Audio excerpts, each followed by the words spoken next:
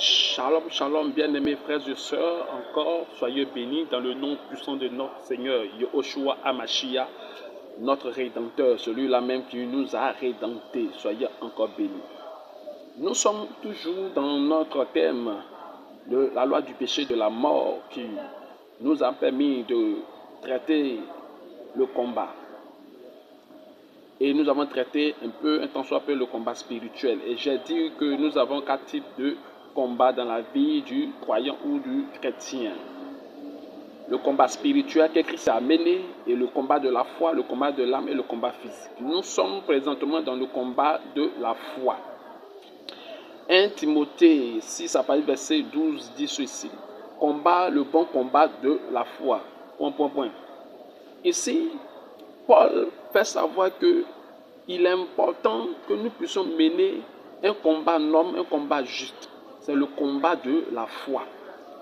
Or, la Bible dit quoi? Selon la définition de la foi, selon les Écritures, la Bible dit la foi vient de ce qu'on entend et ce qu'on entend vient de la parole de Dieu. Qu'est-ce qui vient de la parole de l'Éternel? La Bible nous fait savoir que le Seigneur nous a donné la vie éternelle, nous a donné la liberté, nous a libérés de la loi du péché de la mort, nous a libérés de tout ce qu'on appelle des malédictions. Il nous fait savoir que par la foi, nous allons régner avec le Seigneur pendant 1000 ans. Par la foi, nous allons recevoir des récompenses devant le tribunal de Christ. Par la foi, nous sommes réconciliés avec Dieu. Par la foi, nous sommes quoi? Justifiés, sanctifiés, renouvelés. Alléluia. Bien-aimés, voici ici le plus gros combat du chrétien. Mais quand le diable vient vers nous, qu'est-ce qu'il fait? Il vient pour pouvoir nous faire douter de ce que nous avons reçu.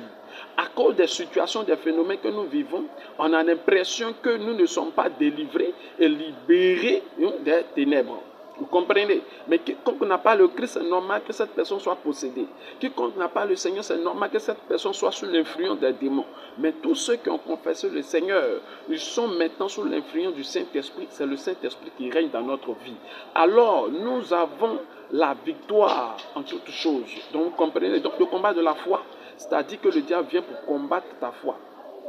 La foi, pas la foi que toi tu as, mais la foi dans le sacrifice de Jésus. La foi qui te témoigne, c'est-à-dire l'œuvre qui te témoigne, la promesse de Dieu qui te dit que tu as une nouvelle vie en Jésus. La vie l'esprit qui te témoigne, c'est-à-dire le sacrifice de Dieu qui te témoigne que tu es né de nouveau, qui te témoigne que ta vie est une vie cachée en Jésus. C'est cette foi-là que le